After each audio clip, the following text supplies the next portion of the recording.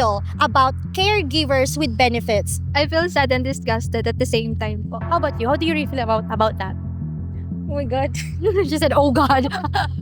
So that's how you feel. Oh God. Do caregivers with benefits really exist in the Philippines? It's up to them.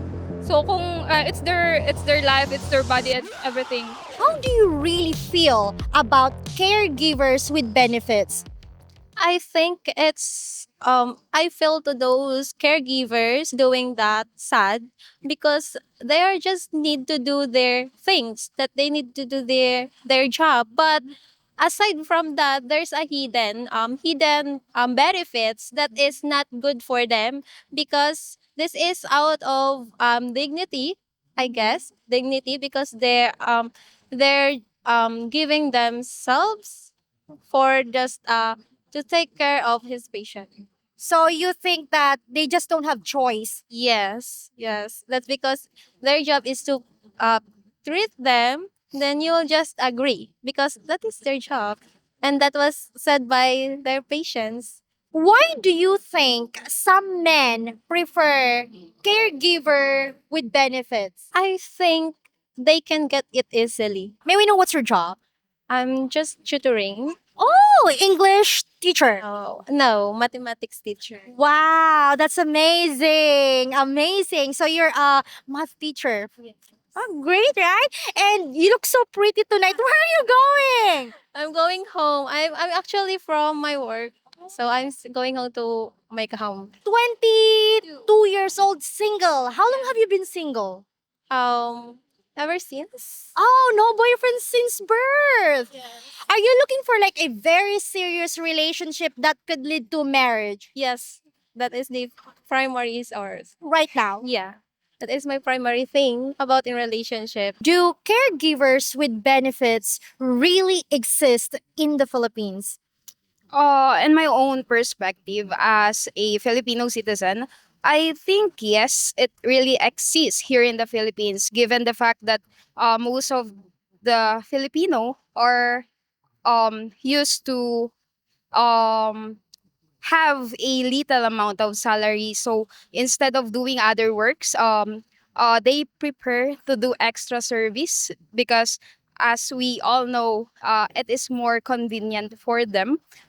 And we don't usually judge those people doing that. But if you're asking if it is really evident here in here in our country, I think yes. How about your Inaga? Here in Naga, I think not that so, or maybe I'm not that familiar, but given that it exists in the country, I can say that maybe perhaps it's existing also here in our province. Why do you think some men prefer caregivers with benefits? I think because it's lower, the price is lower. Like if they will pay extra for other person to do the extra service they are calling, so they'll prepare doing it with that extra service of caregivers. Honestly, how do you really feel about caregivers with benefits? Okay, how about you, Beb? How do you really feel about it?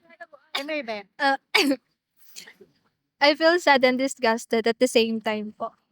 Yeah, because um the caregivers are taking care of them and they're still demanding on um such that kind of thing, like asking them to have an um benefits with them. Yeah, it's sad po because the the only thing that the caregiver that need to do is to take care of them, not to give any activity that gives pleasure to the student.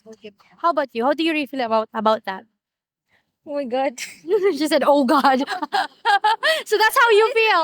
Oh God. It's so hard to think po. It's just so hard to think na there are patients that's still demanding on that kind of thing. Why do you think some men prefer caregivers with benefits? I think they need a pleasure, especially they are I don't know what to say, but maybe they are disabled or something. That's why they need a pleasure and someone who can care of them. Do caregivers with benefits really exist in the Philippines? I don't want to answer yes and I don't want to answer no. Kasi wala naman, I don't know someone who is a caregiver and doing that thing. So, I don't know. No idea at all. No idea na. And I guess this is your first time hearing these words. Yes, but I have an idea about what it is, Okay. but not a caregiver. What is it? May we know what is it? Maybe friends. Oh, friends with benefits. Yeah, like that. How do you really feel about caregivers with benefits?